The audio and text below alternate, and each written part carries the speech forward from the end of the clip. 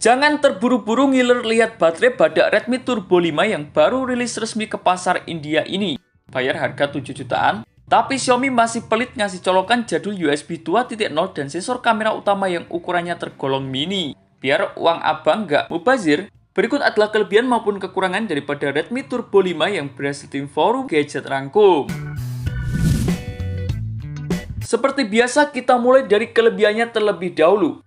Kelebihan yang pertama yakni berbekal baterai Monster 7540 mAh tapi bodinya tetap tipis. Ini nilai jual yang paling utama. Kapasitas baterainya Monster 7540 mAh, tapi ketebalan bodinya cuma 8,18 mm dengan bobot 204 gram saja.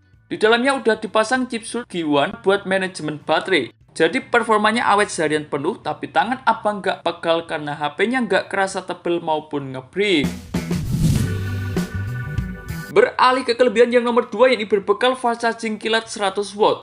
Udah baterainya badak, ngecasnya pun ngebut banget karena dukung dengan pengisian ulang 100W fast charging dengan protokol PPS. Gak cuma itu saja, HP ini juga punya fitur refresh charging 27W. Jadi kalau HP utama atau TWS abang lowbat, Redmi Turbo 5 ini bisa merubah fungsi jadi power bank dadakan.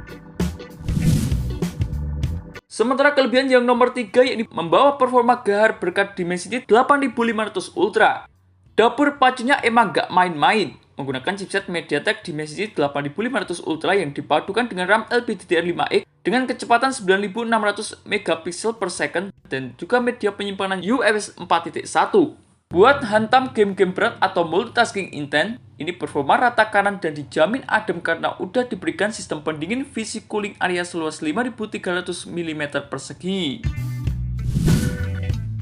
Beralih ke kelebihan yang nomor 4 yakni berbekal layar mewah 1,5K OLED dengan kecerahan 3500 nit. Sektor visualnya juara banget berkat layar berukuran LTPS OLED 6,59 inci dengan resolusi tajam 1,5K ditambah refresh rate 120Hz. Tingkat kecerahannya juga tembus 3500 nit, jadi pas abang memakai di bawah sinar terik matahari langsung, layarnya tetap kelihatan jelas banget. Layar ini juga udah dilindungi dengan Corning Gorilla Glass 7i menahan benturan dan juga goresan. Beralih ke kelebihan yang nomor 5 yakni berbekal durabilitas badak bersertifikasi IP68 dan juga IP69K. Bahan bodinya udah kokoh pakai frame aluminium dan juga bodi belakang fiberglass.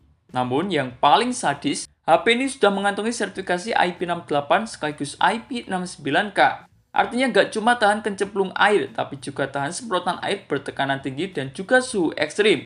Durabilitasnya benar-benar tangguh untuk kelas HP segini. Dan untuk kelebihan yang terakhir yakni membawa fitur konektivitas dan juga audio melimpah.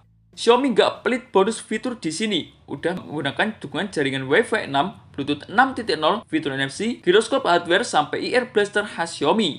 Sektor audionya didukung dengan dual stereo speaker menggunakan kombinasi speaker 1014D dan juga 1115F yang suaranya dijamin menggelegar dan juga padat. Namun dibalik keunggulan yang dibawa oleh Redmi Turbo 5, berikut adalah kekurangan yang harus kalian pertimbangkan baik-baik. Kekurangan yang pertama yakni masih menggunakan colokan jadul USB 2.0. HP dengan performa gahar dengan media penyimpanan yang cukup tinggi, kencang, dan harganya menyentuh angka 7 jutaan. Namun sayang, colokannya masih mentok di USB 2.0, ini benar-benar yong parah. Proses transfer data menggunakan kabel ke laptop atau PC bakal kerasa lambat banget. Belum bisa dipakai buat fitur display out ke monitor eksternal. Kekurangan yang nomor 2 yakni ukuran sensor kamera utamanya tergolong mini. Meskipun kamera utamanya udah 50 megapiksel menggunakan sensor Sony IMX882 dan sudah adanya fitur OIS, ukuran sensornya itu cuma 1/1,95 inci saja. Untuk HP di kelas harga 7 jutaan, ukuran sensor segini terhitung kecil dan juga mini. Alhasil foto di kondisi low light atau malam hari hasilnya bakal biasa saja. Nggak bakal semewah kompetitor lain yang udah menggunakan ukuran 1 inci atau 1,5 inci ke atas. Dan untuk kekurangan yang terakhir yakni kamera ultrawide-nya mengalami penurunan yang cukup parah. Kalau dibanding dengan kembaran yakni Poco X8 Pro, sektor kamera ultrawide di Redmi Turbo 5 ini di posisinya sedikit dipangkas.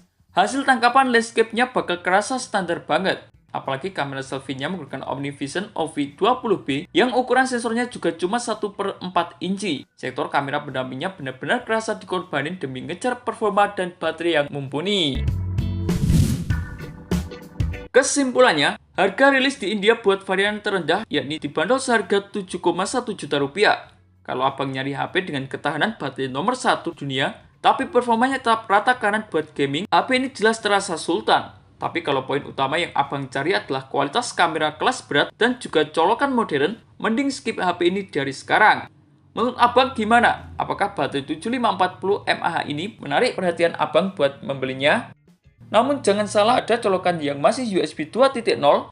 Dan itulah beberapa informasi mengenai kelebihan maupun kekurangan daripada Redmi Turbo 5 yang berhasil tim forum gadget rangkum. Terima kasih telah menonton video ini. Jangan lupa like, komen, dan share agar channel ini bisa terus berkembang.